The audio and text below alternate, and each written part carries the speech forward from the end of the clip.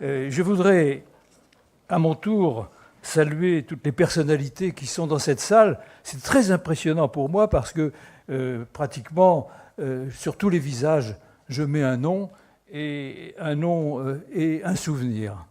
Donc, pardonnez-moi d'avance si je suis un peu ému dans l'exercice que vous m'avez confié. Pourquoi la mort ? Un brillant journaliste français, Pierre Viançon-Pontet, avait autrefois répondu à cette question en affirmant, au moins pour les médecins, que toute mort est échec. Toute mort est échec.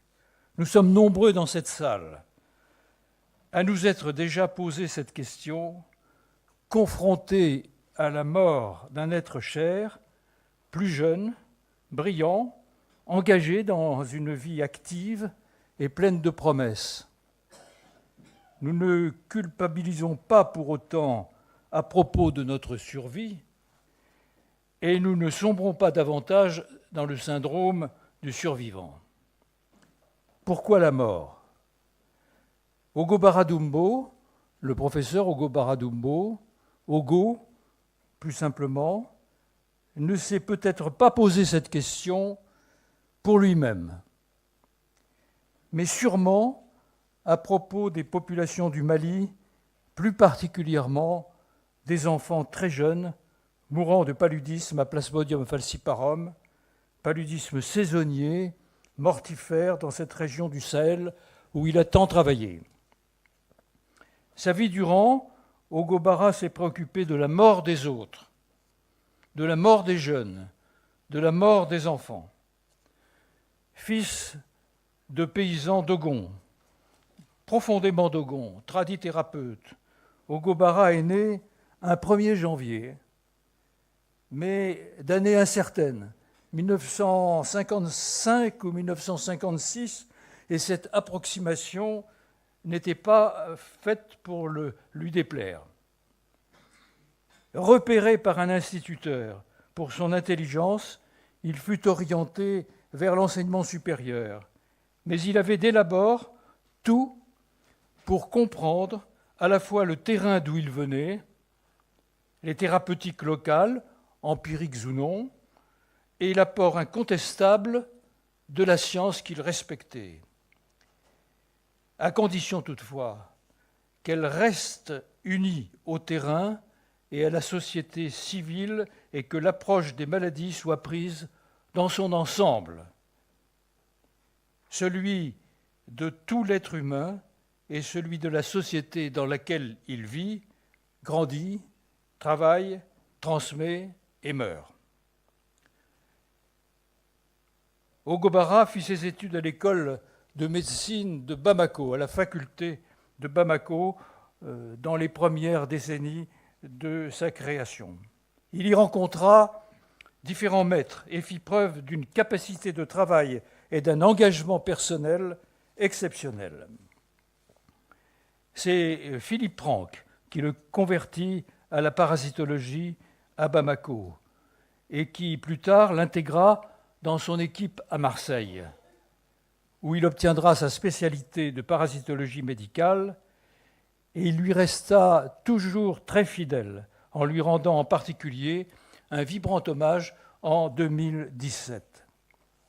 Alliant la rigueur scientifique et la modestie, un trait de sa personnalité, recherchant et développant le travail en commun, Ogo Barra sut construire, avec des praticiens formés à Bamako, un ensemble cohérent, efficace et passionné dans la lutte contre le paludisme afin de créer une recherche compétitive au sein d'un pays sahélien pauvre, considéré jusqu'alors par des bureaucrates internationaux comme non éligible pour la recherche. À tous ceux qui doutaient, à tous ceux qui niaient, il infligea un cinglant démenti, construisant, après une formation approfondie en France et aux États-Unis, un centre, une structure de recherche sur le paludisme saisonnier et intermittent, axé en particulier dans la lutte contre cette affection chez les enfants de moins de 5 ans.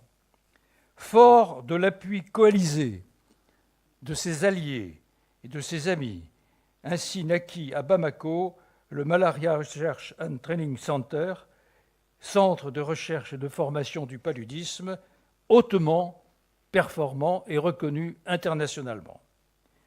Vous le savez tous, le paludisme, la malaria, qui tuait autrefois près d'1 million d'individus dans le monde, a connu depuis quelques décennies une régression spectaculaire, avec une mortalité cependant encore autour de 500 000 personnes, enfants en particulier, décédés chaque année. Pour moi, le paludisme a toujours été un drame. Cette maladie tue surtout les enfants, un jeune toutes les 2 minutes. C'est ce qu'il affirmait, avec raison, au début des travaux de son équipe. Plus tard, il ajouta « Au Mali, aucun enfant ne meurt du paludisme dans les villages où nous intervenons. » Les villages, ces villages. Si l'on veut combattre le paludisme, il faut revenir dans les villages. Ce qui fait notre force, disait-il, c'est notre présence sur place avec les communautés de villageois et notre souci de répondre aux besoins quotidiens de la population. Et courageusement, en dépit de l'instabilité politique et des drames de la guerre civile, dans une dizaine de sites répartis sur tout le territoire, il n'abandonna jamais, même ceux qui étaient menacés par les terroristes. Optimiste, il installa ces 2 éléments fondamentaux pour une prise en compte des problèmes de santé que sont l'apport de l'eau et de l'électricité. Parallèlement, il créa dans ces villages, dans ces zones, des écoles, s'occupa des routes et même des connexions Internet au sein d'une population qui, convaincue, a coopéré et a tissé des liens qui sont indissociables. Mais Ogobara Dumbo n'était pas qu'un chercheur, ô combien compétent et efficace en paludologie. S'attaquant en priorité à une affection décimant la population infantile, certes, il était avant tout un homme de santé publique. Et cette attitude n'a fait dans son esprit, dans son action que croître. Elle faisait partie d'un ensemble de démarches auprès des maladies transmissibles et au-delà des maladies transmissibles, dans un climat de précarité et de pauvreté. Lors d'une rencontre à Casablanca, il y a quelques années, à la table ronde que j'animais avec lui, il fit la démonstration de ses qualités plurielles qui marquaient bien son engagement élargi à la formation initiale grâce à la formation initiale qu'il avait reçue sur le terrain au sortir de l'école de Bamako, en zone rurale, la brousse qu'il aimait tant. C'est cette dimension de santé publique que nous devons souligner, et c'est la direction qu'il prenait, je le répète résolument depuis quelque temps. Un autre aspect de sa personnalité de grand patron que je voudrais évoquer, c'est l'esprit d'équipe qui l'anima jusqu'au bout et qui aujourd'hui permet d'espérer de ses successeurs la pérennisation de l'œuvre entreprise. Son développement même, témoignage de l'ancrage scientifique du travail accompli par son initiateur, son promoteur. De toute façon, un centre comme le MRTC 6 à Bamako a l'avantage sur tous les centres d'Europe et d'Amérique d'avoir le contact direct et privilégié avec la population et son impaludation. Le centre et son équipe a reçu, pour ses qualités, toutes les autorisations des structures internationales scientifiques et éthiques afin d'effectuer sur le terrain des essais dans la perspective d'un vaccin contre le paludisme. Celui-ci existera sans doute efficace, accessible, inoffensif un jour. Quand? Bientôt? Plus tard? Personne au juste ne peut en préciser la date. mais nous espérons pour tous une protection non pas incantatoire, mais réelle des populations en zone endémo-épidémique et accessoirement des voyageurs. Cet espoir, Hugo Barra l'avait, et les travaux de son équipe progressivement dans ce domaine le prouvent. Prudemment, cependant, avec modestie et avec humilité, il disait « L'espoir est permis. À vous, ses successeurs, de poursuivre dans cette voie et de prouver qu'il avait, dans cette guerre d'usure qu'est la lutte contre le paludisme, raison. » Pour son activité scientifique en paludologie, le professeur Hugo Barra Dumbo, et pour sa démarche en santé publique, a reçu, Pierre Corvol vient de le rappeler, un certain nombre de distinctions à laquelle nous sommes tous très sensibles autant qu'il a pu l'être. Ce fut le cas en 2007 sous la coupole de l'Institut, par vous-même, monsieur le secrétaire perpétuel honoraire François Gros, en lui remettant le prix Christophe Mérieux de l'Institut de France. Il a été récompensé en Espagne par le prix du Prince des Asturies en 2008, par le prix d'excellence en santé publique en Thaïlande en 2011, par le prix international de recherche de l'INSERM en 2013, décerné pour la première fois à un chercheur africain. Hugo Barra a été d'autre part officier de la Légion d'honneur, la plus haute distinction de notre pays, et titulaire des palmes académiques.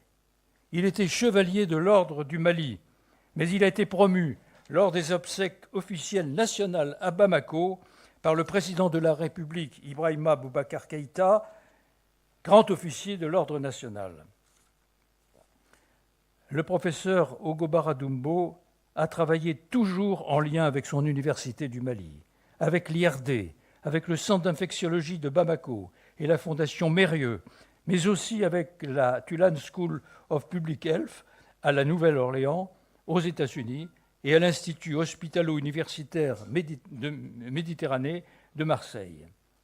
Il a travaillé avec l'Académie des sciences du Mali, avec l'Académie africaine des sciences et l'Académie de médecine de France, où il a été élu, Pierre Corvol vient de le rappeler aussi, membre correspondant étranger en 2008, l'année de ma présidence. Toutes ces manifestations en sa faveur étaient avant tout pour lui la reconnaissance des activités de la cohorte de chercheurs qu'il avait réunis et dont je salue ici tous les membres présents dans cette salle, en la personne, entre autres, de son directeur actuel. Je voudrais dire également qu'en France, pendant ses séjours marseillais, il a fondé du côté des familles de l'arrière-pays marseillais en 1984, avec d'autres, Santé Sud, association de médecins de campagne qui recense plus de 250 médecins maliens installés dans l'Hexagone et qui subviennent aux besoins de nos compatriotes, parfois dans nos déserts médicaux. Permettez-moi aussi de rappeler l'épisode suivant à Paris. C'était le 29 mars 2016.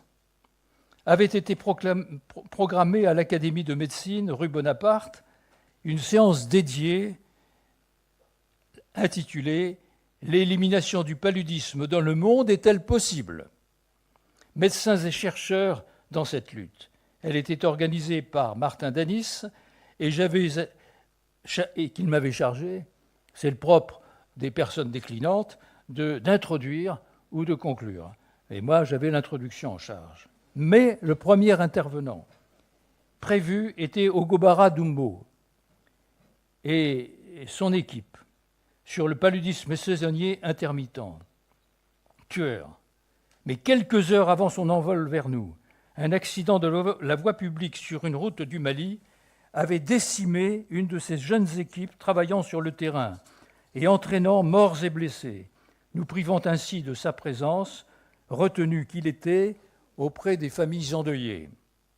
Cet épisode tragique nous avait beaucoup peiné à l'époque, car nous savons le prix d'un cerveau, le prix d'une vie et les conséquences pour les familles. Lors de cette séance, j'avais présenté les condoléances de l'Académie et assuré de notre sollicitude et de notre solidarité tout le groupe de chercheurs. Le secrétaire perpétuel de l'époque s'en souvient bien, et nous avions même prévu une aide pour la famille. C'était un moment pour nous douloureux.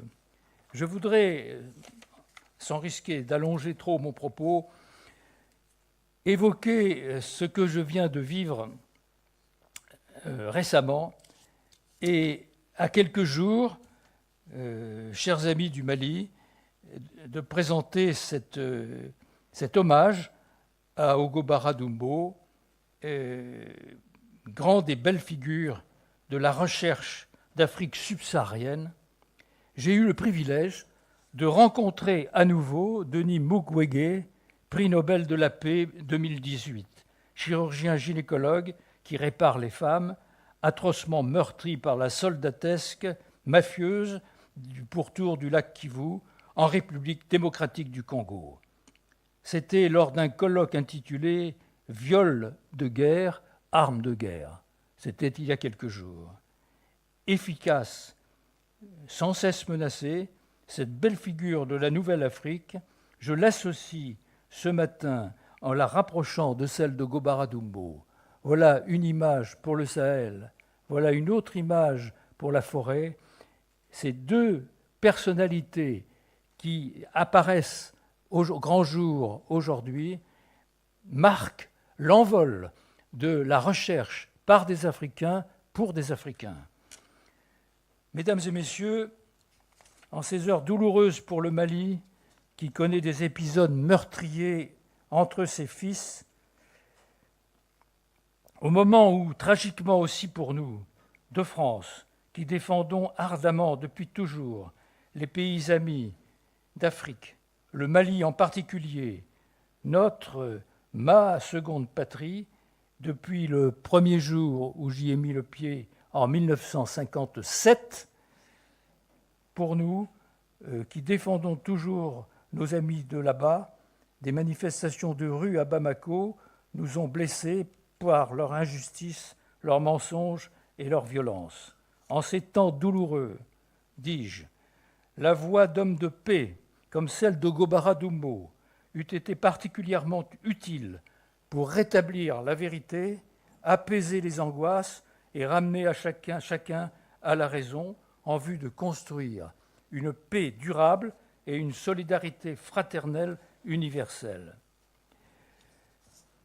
Mais après l'épisode que j'ai rappelé concernant l'Académie de médecine, 2 ans plus tard, après une intervention chirurgicale pourtant bien conduite par des mains expertes maliennes, comme le souhaitait Ogobara, des complications liées aux maladies nosocomiales survinrent.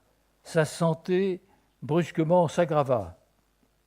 Il fut transporté d'urgence en réanimation à l'hôpital de la Timone à Marseille, sa seconde ville, où malheureusement il décéda le 9 juin 2018, laissant orphelins les chercheurs de son équipe. Au cours de cette journée du 11 avril 2019, presque un an plus tard, nous sommes réunis dans une communion avec sa personne, sa famille, dont je salue ici tous les membres présents, son équipe, et solennellement les académies des sciences et de médecine de France rendent un hommage ému à cette disparition tragique prématurée. Dans la vie d'un hospitalo-universitaire et d'un chercheur, la vraie réussite est celle des autres, celle des vies qu'on sauve, celle de ceux qui permettent de se relever et d'être relayés. Pourquoi la mort ? Ai-je posé comme question en commençant ce rappel de la vie et de l'œuvre de Gobara Dumbo. À vous, les héritiers, de démontrer par votre engagement que le sien sera pérenne. À vous de faire votre part. À vous de faire aux autres ce qu'il a fait pour vous. Toutes et tous, ici ce matin, nous sommes venus célébrer avec foi l'ardeur qui l'animait. Tous et toutes, nous le remercions avec émotion et affection pour ce qu'il a entrepris au service de son pays, au service de l'Afrique, au service de tous les hommes, de notre fragile planète et de notre passage éphémère. Ce 9 juin 2018 a été un moment tragique, mais nous sommes venus dire que la mort n'a qu'un temps, que la vie continue, illuminée par ceux qui ont su transmettre leur savoir, leur foi, leur espérance. Ogo Bara Dumbo est entré dans l'histoire et dans l'immortalité.